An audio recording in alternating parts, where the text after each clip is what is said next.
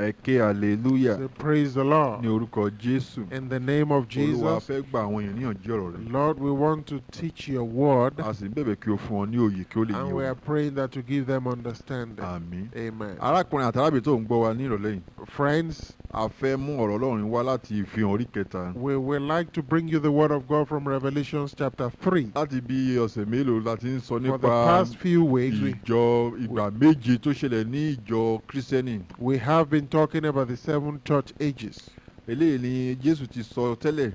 And this is what Jesus prophesied nínú ìwé ìfihàn orí kejì àti kẹta. in Revelation chapter 2 and 3. Tí a fi tó sì sọ fún Jòhánù pé kó kọ ìwé sí ìjọ méje Asia. In which he commanded John to write to the 7 churches in Asia. Jésù sì fi hàn pé ìjọ méje yìí òun fi ṣe àpẹẹrẹ ìgbà méje ni. And by revelation we know that these 7 churches were typifying 7 church ages. Ìjọ kọ̀ọ̀kan ṣàpẹẹrẹ ìgbà kọ̀ọ̀kan. Each church was typifying a period. Ìgbà yìí abẹ̀rẹ̀ láti ìgbà àwọn àpọ́sítélì Paul. Starting from the beginning of Christianity in the days of Paul. Ohun tí ó ń ṣẹlẹ̀ nígbà náà ni Jésù fi hàn nínú ìwé rẹ̀ sí àwọn ará Éfésù yìí. The happenings at that time was revealed in the church of the Ephesus. Bí Paul ṣe sọ pé òun rí àwọn kan náà pera wọn ní àpọ́sítélì tí Paul sọ pé àpọ́sítélì èké ni wọ́n. As Paul revealed that at that time there were some false prophets. Jésù sì kín lẹ́yìn pé lóòótọ́ ni àpọ́sítélì èké ni àwọn náà ní àwọn ará bí yìí. And the Lord confirmed that that was the truth. Ní orí àtúnsọ nípa ìgbà kejì tí We àwọn ará also Smyrna. talked about the church of Smyrna. Ọlọ́run sọ ohun tí ó máa ṣẹlẹ̀ nígbà tí wọ́n ó sọ fún wọn. In which the Lord established what will happen in their own time. Ó sì fún ìjọ kọ̀ọ̀kan ní ìlérí kọ̀ọ̀kan. And gave each church a promise. Ìgbà kọ̀ọ̀kan ni Ọlọ́run fún ní ìlérí kọ̀ọ̀kan láti fún wọn. To each age he gave a promise. Láti mú wọn túbọ̀ tẹ̀síwájú sí i. For them to go on fighting for Christ. Hallelujah. Praise the Lord. A sọ nípa ìgbà kẹta tó jẹ́ ìgbà àwọn ará Págámù. The third church age is the church of Pergamos. Ọlọ́run tó ṣèlérí fáwọn náà. And God also gave them a promise. Ìlérí kọ̀ọ̀kan ó jẹ́ pé ìlérí kan tó bá sọ fún ìjọ yìí sẹ́. For each promise given to a church. Ìlérí yẹn bá ohun tó ń ṣẹlẹ̀ ní ìgbà náà mu. The promise was akin to what was happening at that time. Ìlérí tó sọ fún àwọn ará Sádì ní ìgbà ìkẹrin. The promise given unto the church of Sardis. Ìgbà karùn-ún ní ìgbà Sádì. The 5th church age. Nítorí pé wọn àmọ́ ti fẹ́rẹ̀ di kíkú tán pátápátá. Because at that time the church was almost dead. Ó sọ pé ẹni tí ó bá ṣẹ́gun òun kì yóò pa orúkọ wọn rẹ́ kúrò ní ìwé yìí ni. He says those who overcome shall have their name not blotted out from the book of life. Nítorí pé gbogbo wọn ti fẹ́rẹ̀ kúrò nínú ìgbàgbọ́ pátápátá. Because almost everybody has left the faith at that time. Ṣùgbọ́n tó orúkọ wọn ti wà ní ìwé yìí tẹ́lẹ̀. But for those whose name are in the book of life. Tí wọ́n bá ṣaláìṣẹ́gun nínú ìgbà náà. And if they do not overcome. Tí wọ́n bá lọ darapọ̀ mọ́ ẹ̀sìn Jésíbẹ́lì. And they join with Jezebel religion. Olúwa sọ pé òun yóò mú orúkọ wọn kúrò ní ìwé yìí. God, Jesus promised that he would take away their names from the book of life. As we have read before. Pé orúkọ gbogbo àwa tó máa wọ ìjọba Ọlọ́run sẹ́ orúkọ wa ti wà nínú ìwé yìí. The names of all those who shall go to the kingdom of God are in the book of life. Láti ìbẹ̀rẹ̀ ayé wa lórúkọ wa ti wà bẹ́ẹ̀. From the beginning of the world. Olúwa kan wá ń pe àwọn tirẹ̀ ní. Only God is now calling his own people. Gẹ́gẹ́ bí a ti rí kà náà Ọlọ́run. As we have read it from the word of God. Jésù sọ pé mo mọ àwọn àgùntàn mi. He says, I know my sheep. Àwọn àgùntàn mi sì mọ̀ mí. And my sheep know my voice. Olóhùn ń pè wọ́n sì ń gbọ́. He says, I call upon them and they hear me. Ìwọ tó ń tẹ́tí gbọ́ mi yìí. My listeners. Tó bá jẹ́ àgùntàn Jésù. If you are a sheep of Jesus. Ọ̀rọ̀ yà máa wọ̀ ẹ́ létí. This word of God will come into your heart. Gbogbo àwọn tó ń jẹ́ ti Ọlọ́run. Because they that are people, God's people. Wọ́n ń tẹ́tí gbọ́ wa. They are listening to our voice. Àwọn tí wọn ò kì í ṣe ti Ọlọ́run rárá. They are not of God. Wọn ò ní fẹ́ gbọ́ ohun tá a sọ yìí. They will not be interested in listening to what we are saying. Máa fi wá ṣèfẹ́ ni. As a matter of fact, they will laugh at us. Ṣùgbọ́n mo fẹ́ kó mọ̀ pé. But I want you to know. Ọlọ́run ti fi àwọn aláìgbàgbọ́ bẹ́ẹ̀ pamọ́. Such people have been reserved. Fún ìparun ìgbẹ̀yìn tó ń bọ̀ unto yìí. judgment at this end of the world. Tí ọ̀rọ̀ táwọn sọ bá ń wọ̀ ẹ́ létí sẹ́. But if what we are telling you is entering your ears, then you must be of God. You must be God's sheep. Jesus says, I know my sheep. And they hear my voice and obey my words. Because their name have been written in the book of life. Even before they know Jesus. Even before they were born. For the Bible says our names have been written in the book of life before the foundation of the world. This is in Revelation chapter 13. In one of the verses there, it says, they that will not bow down unto the Antichrist and to the image unto the beast are those whose names have been written in the book of life before the foundation of the world. That's why we are saying, if you are listening to us now and this word is entering your heart, you must be of God. And God wants you to follow His word and to obey all the warnings in the Bible and begin to do the will of the Bible, so that you might have a part in the kingdom of God and that you might have position in the kingdom that is to come. We have talked about the 6th church age and the 7th church age. In the 6th church age was the onset of evangelism all over the world. And God says He has opened the door before them because He gave them power to bring righteousness.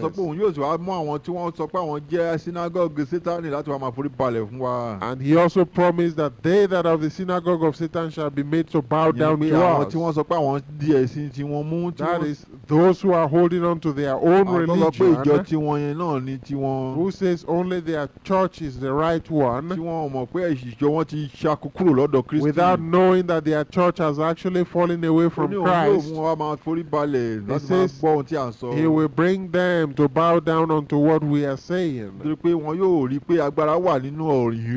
they will be able to see that truly there is power in this Christianity, and they shall see that there is no power in their own religion. And that's why Jesus established the power of miracles. And He said we should go about opening the eyes of the blind, make the lame walk, make the blind to see, and that He will be with us unto the end of the world by healing the sick. The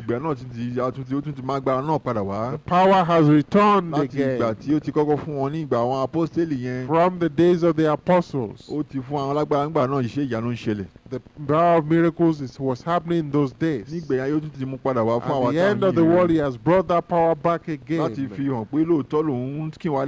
make known unto you that truly He's backing us up. Hallelujah. Praise the Lord. To the church of the Philadelphians, He gave a promise. And last week we started about the 7th church age, which is the church of the Laodiceans. That as much as the truth is known at that time, they have become lukewarm. What God is saying is that in our time, knowledge has increased. As knowledge has increased, and men began to manufacture different kinds of machines, so has God also multiplied His knowledge upon the earth, wherein we know so much more about Christ. And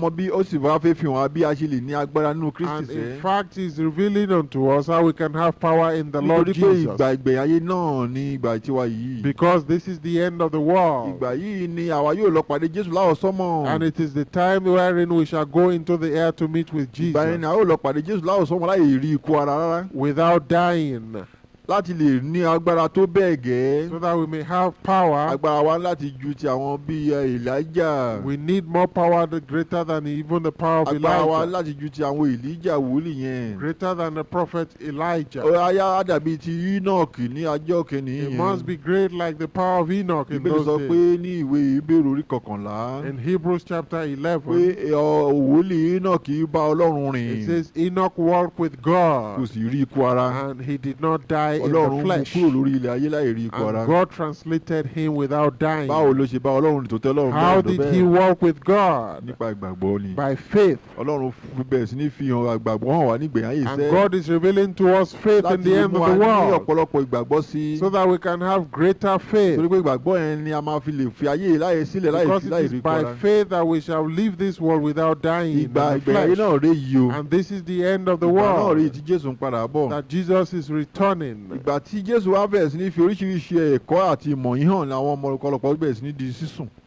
It is this time when God is revealing these mighty things that many Christians are sleeping. ọ̀pọ̀lọpọ̀ tí wọ́n sọ pé àwọn ti gba ọmọ tí wọ́n ti gba àtúnbí yìí náà. Many who have been born again àwọn náà tún bẹ̀rẹ̀ sí ní di kò gbóná kùtùtù. are becoming lukewarm. eléyìí ló mú kí Jésù máa ṣe ìkìlọ̀ fún wọn ní ìgbà kejì yìí sẹ́. That's why Jesus is giving a warning to the seventh church age. kàṣẹ láti ẹsẹ̀ kẹẹ̀dógún.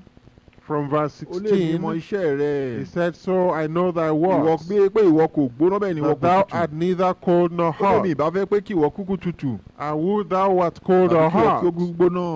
Or hot. So then, because thou art lukewarm, and neither cold nor hot, I will spew thee out of my mouth.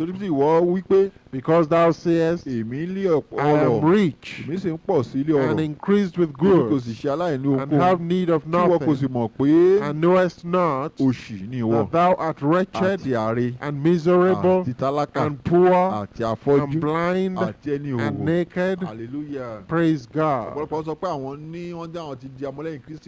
And many say they are truly disciples of Christ. And they claim to have converted great people. They claim to have converted mighty men. But that's not only what God says we should have.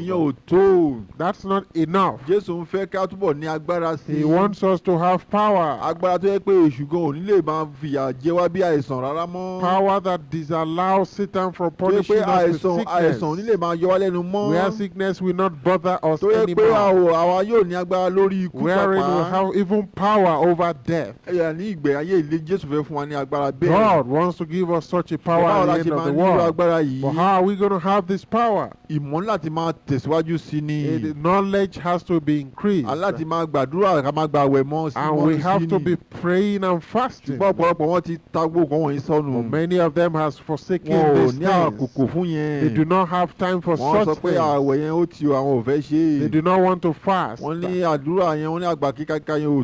do not want to pray seriously.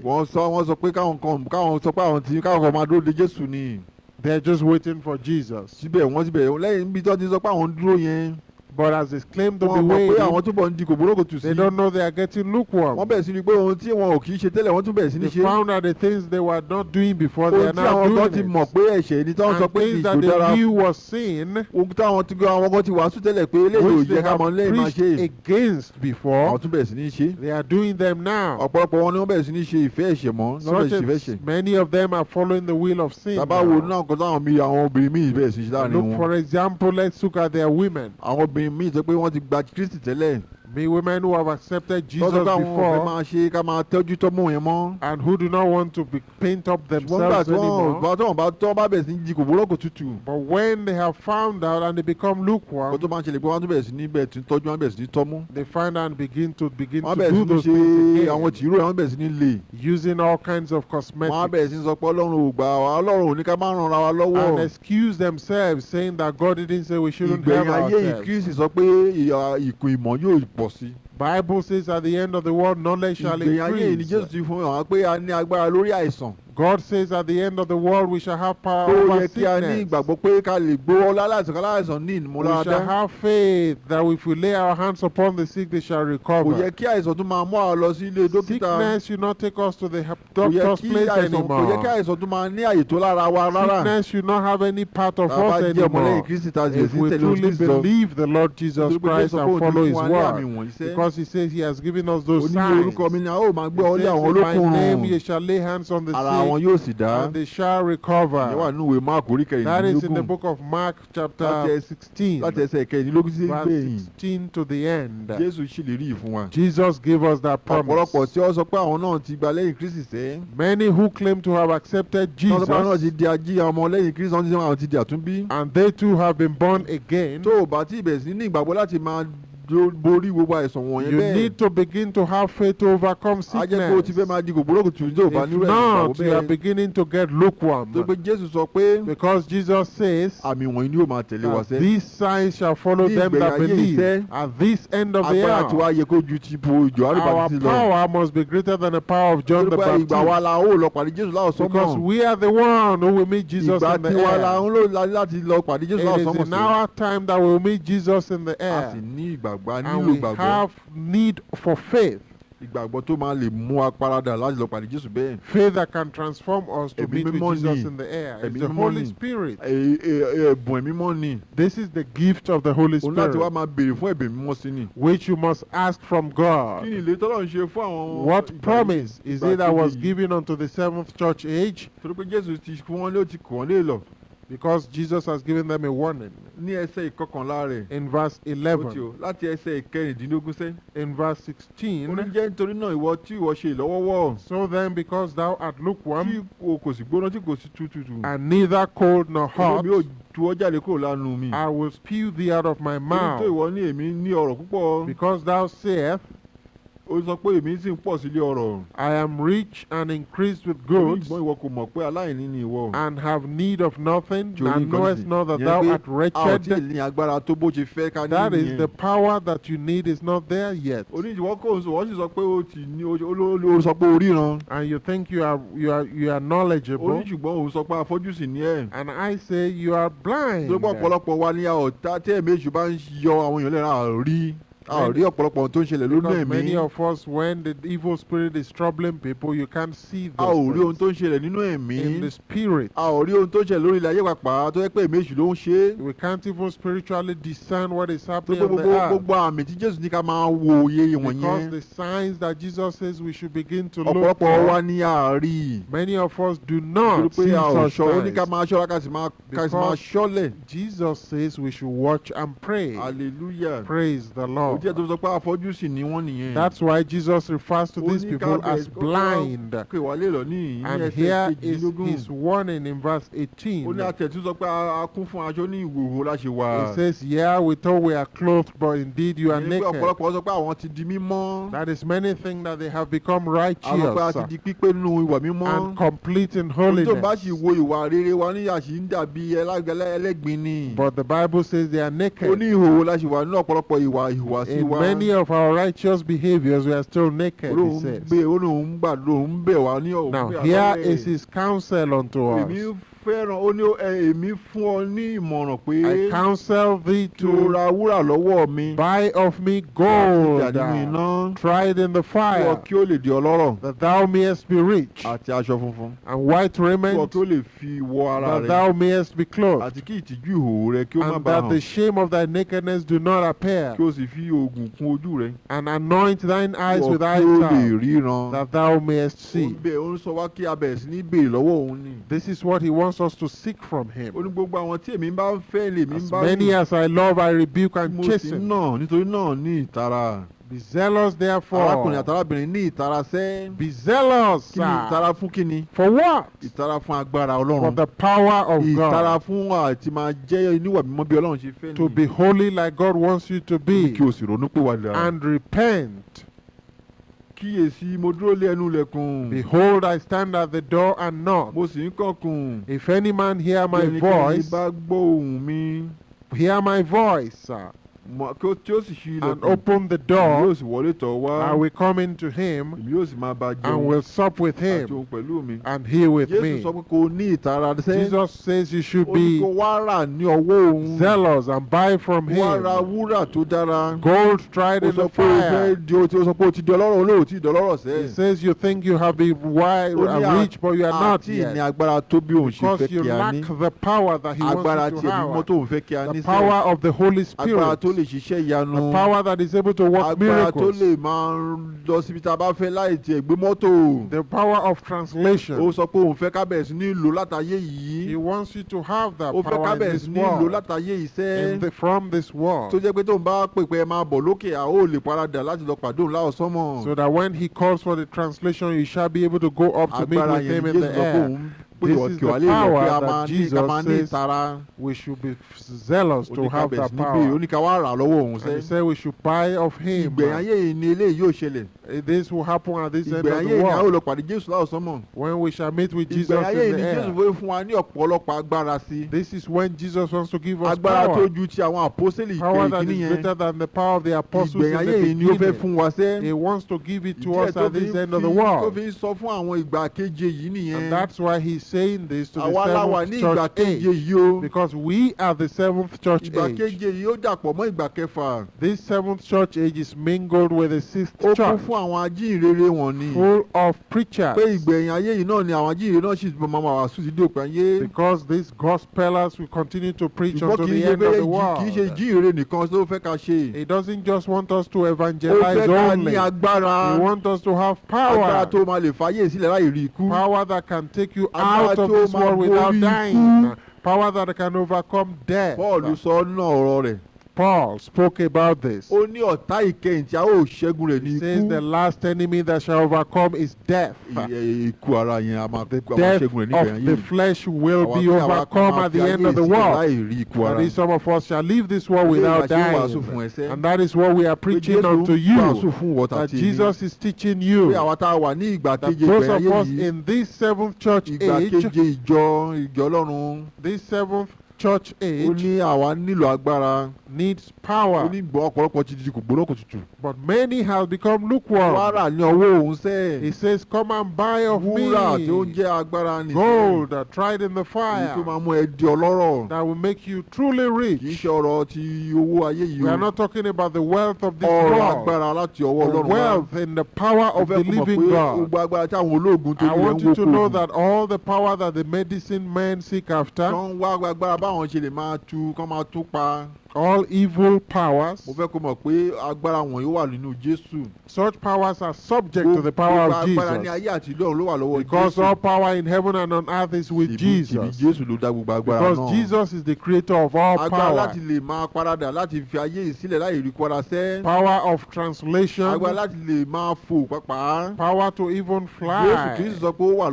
Jesus has all those powers, which he wants to give to us, his disciples, at the end of this world. Jesus has all power. But who are the people that will be given this power? But many people are becoming lukewarm.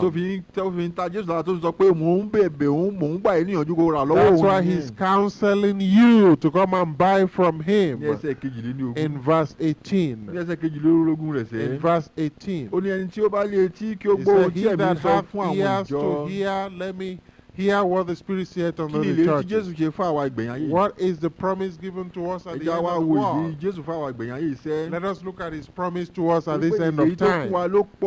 Because it is us that he gave the greatest promise. In verse 21, to him that overcometh will I grant to sit with me in my throne, even as I also overcame and am set down with my Father in his throne. Hallelujah. Praise the Lord.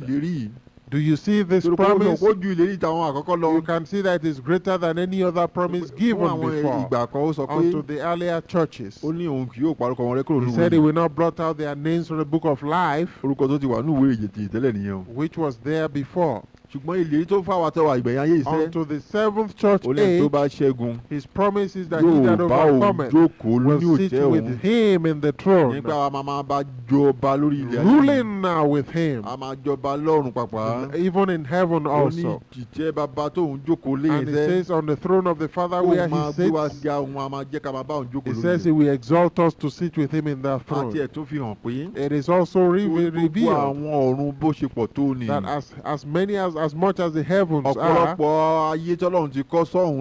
there are many earths that God has created. àní Ọlọ́run sọ pé òun yóò mú àwa tí a jẹ́ ọmọlẹ́yìn Kristi nígbẹ̀yìn ayé yìí. He says those of us who are Christians at this end of time, those of us who will overcome, nínú wa ni a ó máa ṣàkóso àwọn among us will be those who will rule those earths and kingdoms. Gbogbo ọ̀run lọ́run bó ṣe kún yẹn àwa yóò máa bá Ọlọ́run tún dá ẹ̀dá tuntun mìíràn sáwọn ayé lọ́run. Help God to create even new creatures over there. Ohun tí Ọlọ́run ní tó ti pinnu nìyẹn. This was God's plan. Nígbà tí ohun gbogbo bá ti dópin láyé yìí. In which when everything in this earth has ended, a tún mú ayé tuntun yìí kalẹ̀ lórí ayé. and this new earth and new heaven is created, Christians, àwa tá a máa bá jókòó lórí ìtẹ́ rẹ̀ sẹ́. Those that will sit with him on his throne shall rule with him on earth and in heaven. Hallelujah. Praise the Lord. Arákùnrin àti arábìnrin tó ń gbọ́ mi. Brethren, ìlérí tó tóbi lélẹ́yìí. This is a great promise. Eléyìí tóbi ju ìjọba ayé tó ń wá. It is greater than whatever you might be seeking after in this world. Eléyìí tóbi ju ohunkóhun tó yẹ kó máa wá láyé yìí. It is greater than anything you might be seeking after in this world. Èrè kí ló wà nínú èyí tó bá tiẹ̀ jọrọ ayé tó pa What shall it profit a man if he gains the whole world? Ìjọba Ọlọ́run náà. You have to seek first the kingdom of God. Wá kúrò nínú ìwà kò gbóná kò tutù yẹn o. And cease to be lukewarm. Wá kúrò nínú ìwà ìlọ́wọ́wọ́ yẹn o. And cease to be lukewarm. Kò wá máa jẹ́ gbígbóná nínú Kristi. And seek after fervency in Jesus. Because the time is at Jésù yìí ń padà bọ̀. Wherein Jesus is coming soon. Ìgbẹ̀yìn ayé ti dé. The end of the world is at hand. Ó sọ fún wa kábẹ̀ sí ní eléyìí ní igbe ọ̀gànjọ́ òru tó ń gbọ́ yẹn. This is the midnight cry. Ó sọ pé ní ìgbà tí ọkọ ìyàwó fẹ́ẹ́ dé. It says before the husbandman returns. Nínú ìwé Matthew orí kẹẹ̀ẹ́dọ́gbọ̀n yẹn. Matthew chapter 25. Láti sọ ìtàn àwọn wúndíá mẹ́wàá yẹn. We have been given the parable of the 10 virgins. Gbégbá wọn ní ọkọ ìyàwó kò pẹ́ kó tó dé wọ́n sì sùn lọ. Because the husbandman tarried, they all slept. Ọlọ́gànjọ́ òru ní ìgbé ta. But in midnight there was a cry given. The husbandman cometh soon now. He said, rise up and meet with him. And this cry is being given right now. Because Jesus is coming soon. If you are ready to meet with Jesus, you have to prepare. If you want to enter the kingdom of God, you have to prepare. If you do not want to go to hell, you have to repent and accept Jesus. Because the time truly is at hand. The end of the world is here. The last world war will soon happen, wherein almost all the world shall be destroyed. But Jesus promised a new world at the end of days, in which we are talking about now. The disciples of Jesus will rule with him in those days, in heaven and on earth. Hallelujah. Praise the Lord. Do you want to have a part in this kingdom that is to come? Jesus loves you. Jesus is calling you to come. What are the problems that you are encountering in this world now? Jesus says, come unto me all ye that are labor and are heavy laden, and I will give you rest. He wants to give you rest, and he wants to give you peace. He wants to give you joy, and he wants to give you the kingdom of God, eternal life.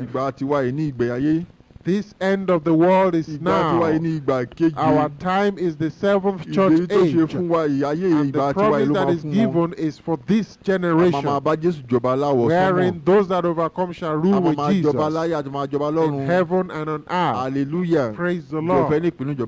Do you want to have a part in this kingdom? We are inviting you now to come and repent. What should you do now?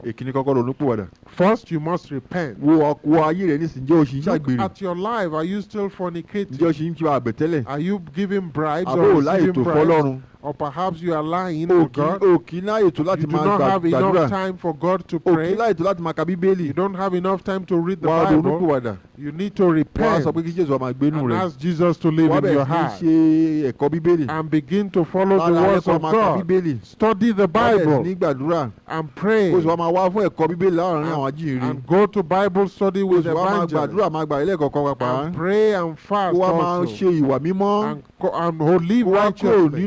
ẹ̀ṣẹ̀ gbogbo. and forsake the way of sin. wọ́n yọwọ́ rẹ kúrò nínú àbẹ̀tẹ́lẹ̀ yẹn. and take your hands away from bribery. Cease from receiving bribes. kí o ní lè tẹ Ọlọ́run fún jẹ́ kí ẹ̀gbọ́n Ọlọ́run máa jẹ́ rẹ. and be satisfied with that which God gives you. Jésù yóò fún ẹlẹ́mìí mímọ́ sẹ́ẹ̀. The Holy Spirit will be residing in your heart. Ìwà bí Ọlọ́run pẹ̀lú ìtẹ́lọ́rùn èrè ńlá ni. The Bible says godliness with contentment is great gain. Jésù ló ń fún ni. Only Jesus can give you this. Religion cannot give you this. Ẹ̀mí mímọ́ nínú rẹ ló máa fún ẹ ní eléyìí. The Holy Spirit in your heart will give you this. Kì í fọ́kàn máa fún ẹ ní ìtẹ́lọ́rùn nìkan. Not just contentment. A tún mú ẹ lè máa jẹ́ kí owó rẹ tó ẹnu ni. But he will actually allow the money he gave to you to be enough for you. A tún ràn lọ́wọ́ láti lè ní ìgbéga kan níbi iṣẹ́. He will also give you promotion where you work. Jésù nìkan ṣo ló ń ṣe nílé ìfúnni. Jesus is able to do all these things. Jésù ní gbogbo agbára gbogbo wà lọ́wọ́ rẹ̀. All power is in Jesus. Òun ló lè rojọ́ rẹ níwájú àwọn ọ̀gá tó fẹ́ gbogbo ẹ̀ga yẹn. He is the one that can plead your cause where you work. Jésù ló ń gbé ní gan. For Jesus is the one that òun ló lè mú kí iṣẹ́ rẹ máa tà. He is the one that can make your job to prosper. Ìwọ tó yẹ kó o ní iṣẹ́ tó jẹ́ kó o ń ṣe. Those of you who have businesses of your own. Jésù ló lè máa mú iṣẹ́ rẹ tà. Jesus can make you prosper. Òun ló lè jẹ́ kí ohun tó owó tó nígbà kó máa dúró lọ́wọ́ rẹ. And he will allow whatever he gives to you to stay with you. Tó bá kọ́kọ́ wá ìjọba Ọlọ́run náà ni. Because that's if you seek the kingdom of God first. Tó bá yọwọ́ rẹ nínú iṣẹ́ olè and take your hands away from stealing. Tó bá yọwọ́ rẹ kúrò nínú ọjà olè. And cease from stealing. Ọ̀pọ̀lọpọ̀ wọ́n sọ pé àwọn gbé jọ́ọ̀bù kalẹ̀ wọ́n náà wọ́n ń tajà. Many people establish different kinds of jobs. Tán bá rí àwọn olè tán lọ ń jalè tán wá ń tà fún wọn wá ń gbà. And they buy stolen goods. Wọ́n á sọ pé àwọn náà fẹ́ di ọlọ́rọ̀ lójijì. Because they want to be rich quickly. Mo fẹ́ kó mọ̀ pé. But I want you to know. Owó tó bá tún fẹ́ rìn pa o tún bọ̀ máa dán sínú igbó ni tó bá lọ ṣe orúkọ bẹ́ẹ̀. With such money you are not going to prosper. Díẹ̀ tọ́lọ́run fi sọ pé kò ronú pọ̀ àdá ni.